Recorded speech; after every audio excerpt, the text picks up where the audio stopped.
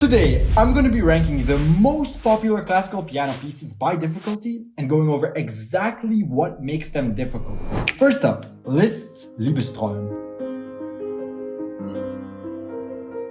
And straight away, this starts in a way that already looks difficult. You're splitting a melody between two hands, but in reality, this pattern is much easier than it seems. There's just some basic chords in the right hand with an accompaniment moving between hands. And this is nothing more than a 4 out of 10 difficulty part, in my opinion. This should not be the part you struggle. Because for those who know Liszt, they know what's coming next. Liszt always likes to make the piece way more difficult than it needs to be. And the piece doesn't need this at all, but romantic composers just love to add difficult parts for the sake of showing off. And the way to play this, by the way, is by creating strong fingers. And I've got a full guide on that, which is the first link in the description. And Liszt uses this cadenza to transition to the B part. And this B part, interestingly, is so well written, it falls right under the hand. It sounds much more difficult than it is. The harmonies are the same in both hands, and the only tricky technique is voicing, which just means that the top note melody has to stand out. But luckily, there's an easy way to practice this, which the goal is to split up the voicing in extreme legato and a less important accompaniment in staccato. And practicing this over time will allow you to easily differentiate both lines more clearly. Other than that, the B section has some arpeggios, but Liszt actually writes them much easier than they sound once again. The arpeggios are just repeating patterns and have chords in basic positions.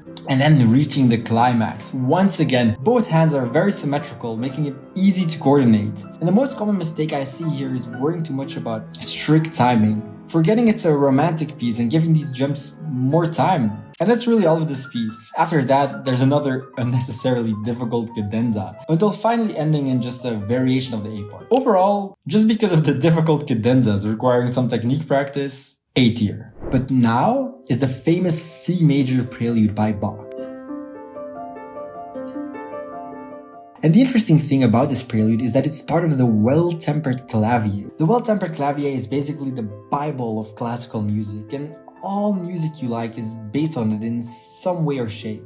And Bach wrote 2 books with a prelude and fugue in every key. The prelude is usually more free and improvisational, while the fugue is very structured in style. Essentially, a fugue means there's multiple melodies playing at the same time, which you can understand just how complex this could get.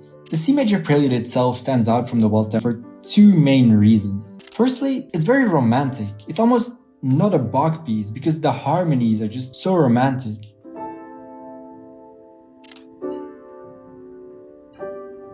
And secondly, the prelude is just very easy.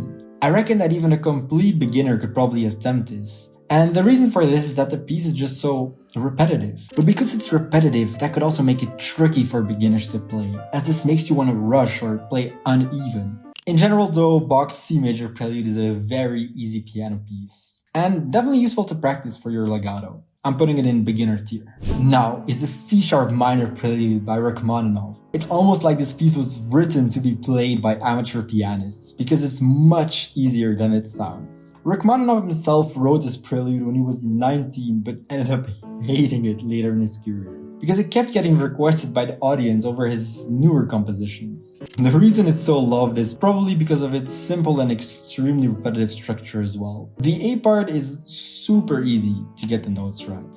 The piece only really gets difficult in the B section, and this part requires quite some finger strength to play, to bring out the top notes evenly. But rhythm-wise, once again, it's straightforward, and the jumps in the left hand are at the start of the beat, which gives you plenty of time to anticipate them. But then the triple forte climax is great for practicing dropping your weight on the keyboard and not being scared of pressing hard on the piano, but once again, not that difficult as the chords sit well under the hand. Overall, Rachmaninoff wrote everything to be repetitive and to sit well under the hand, and these triple fortes make everything sound much more difficult than they really are, making me believe that it's possible for an intermediate pianist to play a decent version of this piece. Next up is Mozart, Rondo alla Turca. Talking about Mozart and difficult is tricky. There's this famous Mozart quote that says, "Mozart piano sonatas are too easy for children and too difficult for adults." The reason Mozart is difficult to rate is because Mozart is played without pedal, and anybody can hear all of your mistakes. But I wouldn't argue that this is what makes Mozart difficult. It's just that people overestimate their level on other pieces. You might play a Chopin nocturne horribly, but because you're using the pedals so much, you would convince yourself you're at that level. This part was written to imitate drums, just some broken octaves, very basic technique. And then comes the most difficult part of the piece. It's like a fun finger independence exercise. Luckily, if you know how to practice this, it can be very easy to overcome. The first method I recommend is grouping. You group the notes into bursts of 2, 3, and 4 notes, where one is held long and the rest are played as fast as you possibly can. The second one is a rhythm practice, where you play in a different rhythmic pattern. For example, long, short, long, short.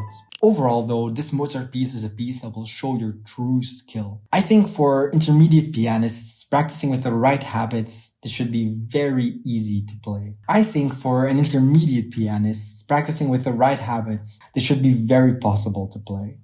Next up is a dream piece of many, Fantaisie Impromptue. This is a piece of that level where just finger independence isn't gonna save you. To play Fantaisie Impromptue, you will need to start learning about wrist rotation to get a loose wrist. You need this higher level of tension awareness to increase your stamina to play the entire piece. Obviously, you should have learned all of these techniques beforehand in different pieces before approaching this impromptu. And an easy way to test this is if you can play this main part, you essentially have the ability to play the entire piece. We also have a part in the A section where we're playing a melody in broken octaves. And what's interesting is that this is essentially repeated twice, but the second time, it's an exercise in voicing, because Chopin writes an accent on the top notes. And this is tricky because it's not on a downbeat, which means you have to play with a very light thumb.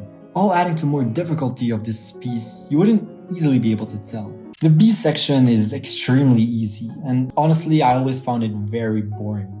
Since Chopin repeats a lot of the same material so much, given that Chopin never wanted this piece to be published in the first place, this could have something to do with it. After repeating the A theme another time, there's the coda, which is just another broken octave part. Overall, the stamina needed to keep up for the entire piece already requires quite an advanced technique, in my opinion. Next up is the famous Moonlight Sonata. Beethoven essentially has a way of turning many boring technique exercises into an interesting piece. And a lot of people say this is easy, but I think this comes from people who just play the opening, which is indeed quite easy structurally. It's just split arpeggios. But the difficulty of this piece is extremely underrated in my opinion. Since, first of all, it's a long piece, taking 7 minutes, involving many techniques. Because all of these parts on its own are essentially not that difficult, and I think that's why some people claim this piece is quite doable. This part, for example, looks like it might as well come from an easy Czerny etude. It turns out if you add many of these intermediate techniques together in a 7-minute piece, the overall difficulty goes up by a lot. Similarly to Mozart, there's not a lot of pedal to be used for masking. This is a prime example of a piece that rewards people for practicing technique. And let me tell you, those who don't will definitely struggle in this piece. Because of all of these difficult techniques brought together, I think this is definitely an advanced movement of the Moonlight Sonata. La Campanella. So famous, probably because it has such a simple structure. It's essentially an etude in variations, so its melody is constantly repeating over and over again. It's based on a violin caprice from Paganini, which was composed to see just how far the skill could stretch. And Liszt is doing the exact same thing here, but for piano. The focus of the etude is essentially just jumps and these 4 or 5 finger strength drills. It's such a showpiece, but it's somehow still delicate, so the goal is to practice everything so it stays light. The technique required is only something that can be achieved after many years of building finger independence. It's far from a piece you can pick up and push your way through, but interestingly, this works both ways. If you were to decide to learn this piece with a technical background already in place, this wouldn't really take you that long to learn.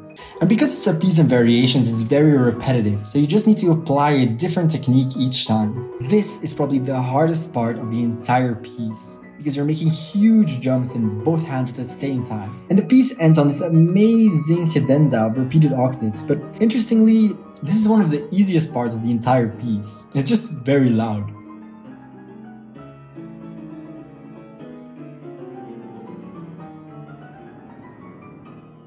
La Campanella is an obvious S tier piece. And if you want my guidance on how to learn your dream piece in just 30 days, step by step, check out classatop.com. It's a second link in the description.